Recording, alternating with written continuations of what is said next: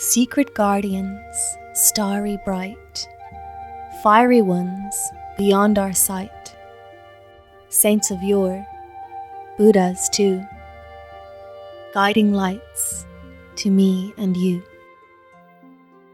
Alone in a hollow tree cabin, Jen gets to know her key strengths and also begins to take a closer look at her hard-to-overcome weaknesses, such as her abiding loneliness. Without the bustle of an energetic city around her and a busy job to occupy her time, she gradually realizes more and more about her core self. This happens in part because her solitude allows for reflection and attunement, but also because she is a self-observant person. Her Akashic memories, as well as her chronicling of her past in search of clues to what became of her parents, further reveal elements of her own psychology to her. She has time for reflections like these. It is midday. I arose this morning 2 hours before daybreak. I stoked the fire, then my spirit with morning devotions, and finally my poor hermit's body with a breakfast of leftover soup with rice and tea. I have been remembering since then.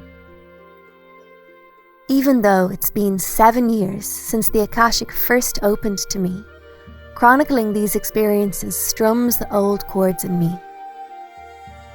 After all these years, the hole in my heart is still there.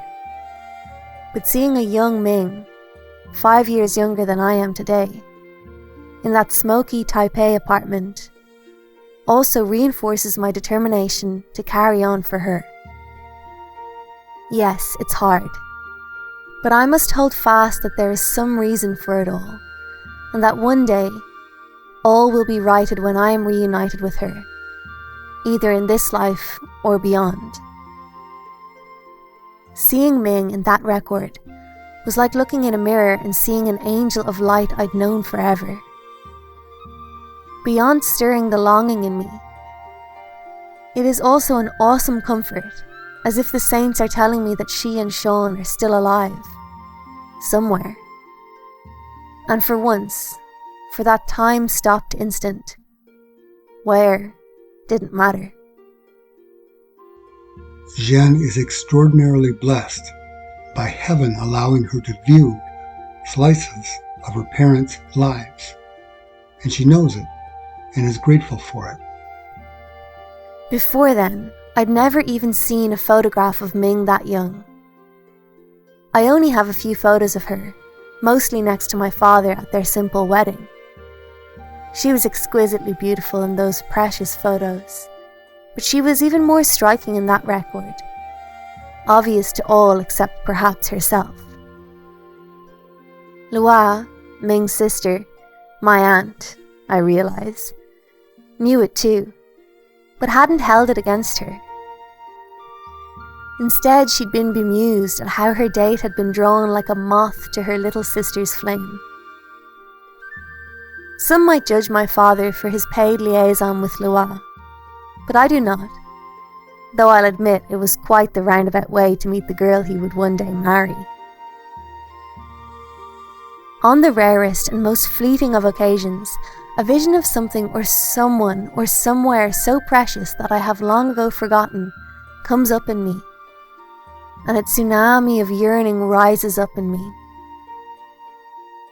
That was Ming, as I gazed upon her in that record, star brilliant, reflecting the great inner light she must have carried. And that was Sean upon meeting her for the first time.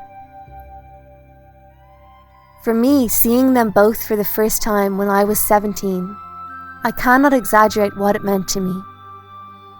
I have seen my parents in action, which is light years beyond my previous dim awareness of them. It roots me in who I am and who I'm striving to become. I've been with my father while trying to grasp the nature of darkness, as I also must do. I've seen my mother in records I have yet to chronicle, trailblazing a spiritual path I'm trying to follow.